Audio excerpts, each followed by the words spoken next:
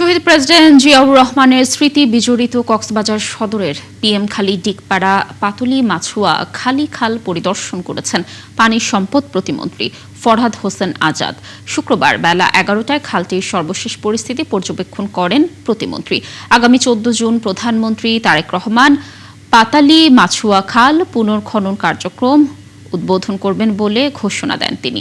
প্রতিমন্ত্রী বলেন, শহীদ প্রেসিডেন্ট জিয়াউর রহমান পাতুলি মাছুয়া খাল কাটার পর গাছের নিচে বসে যে ছবি তুলেছিলেন তা বিশ্বব্যাপী সমাদৃত। এই খালটি পুনর্খনন করে এখানকার 35,000 কৃষক এবং 1 লাখের বেশি মানুষকে আত্মনির্ভরশীল করতে চায় সরকার।